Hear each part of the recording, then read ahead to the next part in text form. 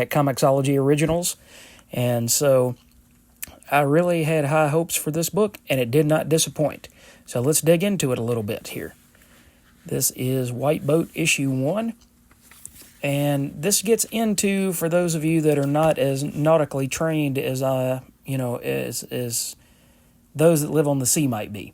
I was about to say as I am, but I'm landlocked. I live in Memphis, Tennessee, so there's nothing but the Mississippi River here.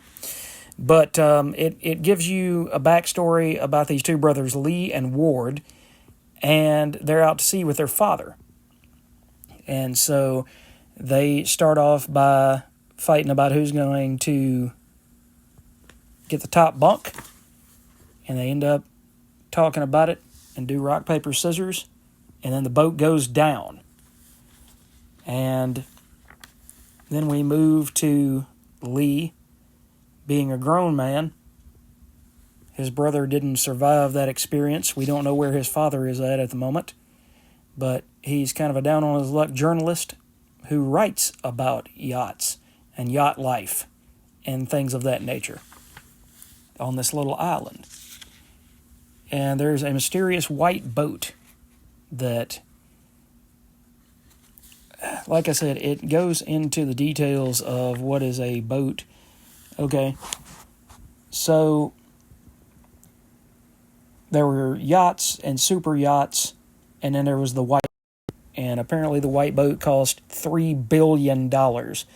And it was so much more expensive than the super yachts that were huge and things like that. So everybody wanted to get on the white boat and see what the backstory was for this particular boat.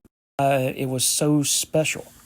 And so he got the invitation shown in these massive, beautiful colors in full-size pages of this book with art by Francesco.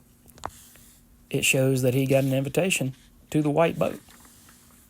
And now he's going to be shown around by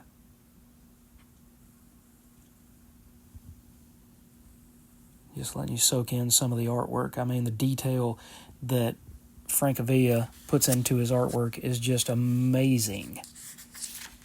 But he's shown around by, not the captain, but pretty much the guy who says, I work for these certain people. And finally, after he's shown what he thinks is everything to see on this boat, then the host says, is there a problem? And he says, yeah, but look, Hollis, this is not what I came to see. I came to see what makes the white boat so spectacular and why everybody wants to get invited to the parties on the white boat, why everybody wants to be here. Why is this the place, the most happening place? Why is that? And he said, well, I'm glad that you asked because, there is a lot more to see. But are you ready to experience this? And he says, yes. And so Hollis leads him to this hole.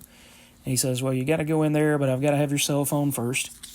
And he's like, all right, well, I guess that's some sort of security thing. It's no big deal. So he goes down this stairwell and is confronted with this really scary-looking face.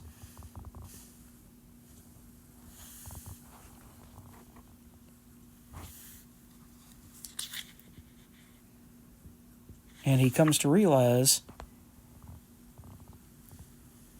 there's movies in this place. There's records that were thought lost to time, music that hadn't been heard in centuries.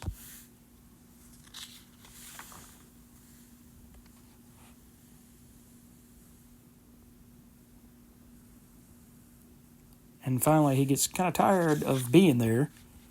And he says, oh, okay, well, this must have all been a fever dream. I'm waking up in my own apartment.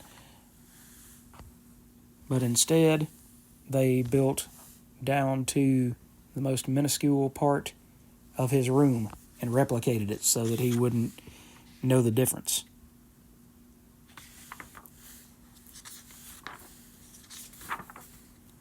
So anyway, the boat just continues to go on and on and on. And he's like, how big is this boat? I mean, it feels like a time vortex or like a different world because the further he goes in here, then the more things he sees. And now it seems like he's looking at Cthulhu, so he's not really sure what's going on here. But I won't spoil the ending for you. He goes to an island, which is shown right here on the front of the cover of the book. But he gets taken to an island by this white boat. And somebody is there to meet him. But whether or not that is truly who they say it is, well, we'll just have to wait for issue 2. But I'm all in. These two guys, Night of the Ghoul was extremely experimental, but it was also extremely fun. So if they can do the same thing with these white boats and get me interested in something with mysteries of the sea, sailing, not necessarily the island of Dr. Moreau, but mysterious islands, I'm in for it. So did you guys pick this up this week? Are you checking out the DSTLRY books? Because I'm checking them out, and for the most part, I've enjoyed them. So let me know what you think in the comments down below. Thanks for watching, and I've got a few more videos coming at you.